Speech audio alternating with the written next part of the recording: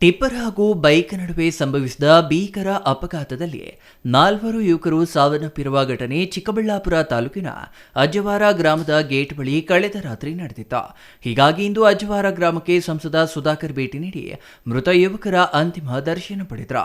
ಇದೇ ವೇಳೆ ಮೃತರ ಕುಟುಂಬಸ್ಥರಿಗೆ ಸಾಂತ್ವನ ಸಂಸದ ಸುಧಾಕರ್ ವೈಯಕ್ತಿಕವಾಗಿ ತಲಾ ಒಬ್ಬರಿಗೆ 50,000 ಪರಿಹಾರಧನ ನೀಡಿ ಆರ್ಥಿಕ ಸಹಾಯ ಮಾಡಿದ್ದಾರೆ. ಇದೇ ವೇಳೆ ಮಾತನಾಡಿದ ಸಂಸದ ಸುಧಾಕರ್, ಇದೊಂದು ಆಘಾತಕಾರಿ ಘಟನೆ. ಒಂದೇ ಮನೆಯಲ್ಲಿ ಅಣ್ಣ ತಮ್ಮ ಇಬ್ಬರು ಕೂಡ ಮೃತಪಟ್ಟಿದ್ದಾರೆ.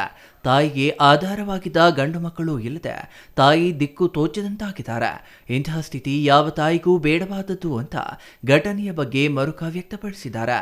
ಮೃತರಿಗೆ ಪರಿಹಾರ ಘೋಷಣೆ ಮಾಡಿರುವ ರಾಜ್ಯ ಸರ್ಕಾರ ಸಿಎಂ ಸಿದ್ದರಾಮಯ್ಯನವರಿಗೆ ಸಂಸದ ಸುಧಾಕರ್ ಅಭಿನಂದನೆ ಸಲ್ಲಿಸಿದರು. ಇನ್ನು ಪ್ರಧಾನಮಂತ್ರಿಯವರಿಗೂ ಸಹ ಮೃತ ಕುಟುಂಬಸ್ಥರಿಗೆ ಪರಿಹಾರ ನೀಡಲು ಮನವಿ ಮಾಡಿಕೊಂಡಿರುವುದಾಗಿ ತಿಳಿಸಿದರು. ಅಪಘಾತಗಳು ನೋಡಿದ್ದೀನಿ, ಆದರೆ ಒಂದೇ ಗ್ರಾಮದಲ್ಲಿ ಒಂದೇ ಸಮುದಾಯದ 4 ತರುಣರು, ಯುವಕರು ಅವರು ಕನಸು ಕಾಣಂಥ ವೇಳೆಯಲ್ಲಿ ಅವರೇ ಇವತ್ತು ಅಪಘಾತಕ್ಕೆ ಈಡಾಗಿ ಇವತ್ತು ಇಲ್ಲದೆ ಇರುವಂಥದ್ದು ಅತೀವ ದುಃಖ ಆಗಿದೆ ನನಗೆ ವೈಯಕ್ತಿಕವಾಗಿ ಕೂಡ. ಮತ್ತು ಒಂದು ತಾಯಿ, ಅವ್ರಿಗೆ 2 ಮಕ್ಕಳು, 2 ಗಂಡು ಮಕ್ಕಳು, ಇನ್ಯಾವ ಮಕ್ಕಳು ಇಲ್ಲ. ಇತ್ತೀಚೆಗೆ ಅವರು ಗಂಡನನ್ನು ಕಳ್ಕೊಂಡಿರ್ತಕ್ಕಂಥ 2 ಗಂಡು ಮಕ್ಕಳು ಇವತ್ತು ಸಾವಿಗೀಡಾಗಿರುವಂಥದ್ದು. ಆ ತಾಯಿಗೆ ಹೇಗೆ ಸಾಂತ್ವನ ಹೇಳಬೇಕು, ಆ ದುಃಖ ಹೇಗೆ ಅವರು ತಡ್ಕೊಳ್ಳುವಂಥ ಶಕ್ತಿ ಆ ಭಗವಂತ ಕೊಡ್ತಾನೆ. ನಿಜವಾಗಿಯೂ ಕೂಡ ಈ ಒಂದು ದೃಶ್ಯ ನೋಡಲಿಕ್ಕೆ ಆಗ್ತಾಯಿಲ್ಲ. ಭಾಳಷ್ಟು ಮನಸ್ಸಿಗೆ ಘಾಸಿಯಾಗಿದೆ. ಮಾತಿನಿಂದ ಹೇಳಲಿಕ್ಕೆ ಸಾಧ್ಯ ಇಲ್ಲ. ಇದು ಅಷ್ಟು ನೋವು ಇವತ್ತು ಅಜ್ಜವಾರ ಗ್ರಾಮದಲ್ಲಿ ಶೋಕದ ವಾತಾವರಣ ಇವತ್ತು ನಾವು ನೋಡ್ತಾ ಇದ್ದೀವಿ. ಎಲ್ಲ ಗ್ರಾಮಸ್ಥರು, ಈ ಭಾಗದ ಜನರು ಇವತ್ತು ಈ ಒಂದು ಅವರ ನೋವಿನಲ್ಲಿ ಆ ನೋವನ್ನು ಹಂಚ್ಕೊಳ್ಳಿಕ್ಕೆ ಎಲ್ಲರೂ ಕೂಡ ಬಂದಿದ್ದಾರೆ.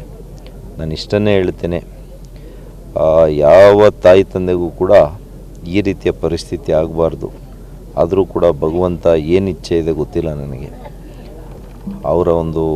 ಅವರಿಗೆ ಸಾಂತ್ವನವನ್ನು ಹೇಳೋದ್ರ ಜೊತೆಗೆ ಭಗವಂತ ಅವರಿಗೆ ಎಲ್ಲ ರೀತಿಯಲ್ಲಿ ಔದಾರ್ಯವನ್ನು, ಶಕ್ತಿಯನ್ನು, ನೈತಿಕ ಶಕ್ತಿಯನ್ನು, ಆಶೀರ್ವಾದವನ್ನು ಅವ್ರ ಮೇಲೆ ಭಗವಂತ ಇಟ್ಟಿರಬೇಕು. ಮದುವೆಯಾಗಿ ಒಬ್ಬರಿಗೆ ಕೇವಲ 6 ತಿಂಗಳಾಗಿದೆ. ಅಂಥ ಒಂದು ಹೆಣ್ಮಗಳು ಕೂಡ ಇವತ್ತು ನತದೃಷ್ಟಿಯಾಗಿ ಸಣ್ಣ ವಯಸ್ಸಿನಲ್ಲಿ ಇವತ್ತು ವಿಧವೆ ಆಗಿರುವಂಥದ್ದು ನಿಜವಾಗಿಯೂ ಕೂಡ ಆಘಾತ ಆಗ್ತದೆ. ಇವತ್ತು ವೈಯಕ್ತಿಕವಾಗಿ ನಾವು ಏನೇ ಸ್ವಲ್ಪ ಹಣಕಾಸಿನ ಸಹಾಯ ಮಾಡಿದರೆ ಯಾರನ್ನು ನಾವು ತಂದು ಅವರನ್ನು ರಕ್ಷಣೆ ಮಾಡಲಿಕ್ಕಾಗಲ್ಲ.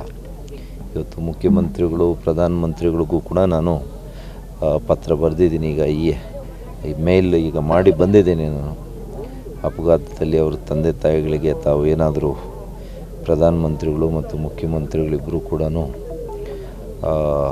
ಇವತ್ತು ಏನಾದರೂ ಪರಿಹಾರ ಹಣವನ್ನು ಕೊಡಬೇಕು ಅಂತ ಹೇಳಿದ್ದೇನೆ. ನೋಡೋಣ, ನಾನು ಕೂಡ ವೈಯಕ್ತಿಕವಾಗಿ ಒಬ್ಬೊಬ್ಬರಿಗೆ ಒಂದು 50,000 ರೂಪಾಯಿ ಕೊಟ್ಟಿದ್ದೀನಿ. ಮತ್ತು ಇನ್ನು ಮುಂದೆ ಅವ್ರಿಗೇನೇ ಮುಂದಿನ ದಿನಗಳಲ್ಲಿ ಏನೇ ಕಷ್ಟ ಕಾರ್ಯಗಳಿದ್ದರೂ ಕೂಡ ನಾನು ಅವರಲ್ಲಿ ಭಾಗಿಯಾಗಿ ನನ್ನ ಕೈಲಾದಷ್ಟು ನಾನು ಅವರಿಗೆ ಸಹಾಯ ಮಾಡ್ತೇನೆ. Thoudanahalli Ramesh, CTV news, Chikkaballapur.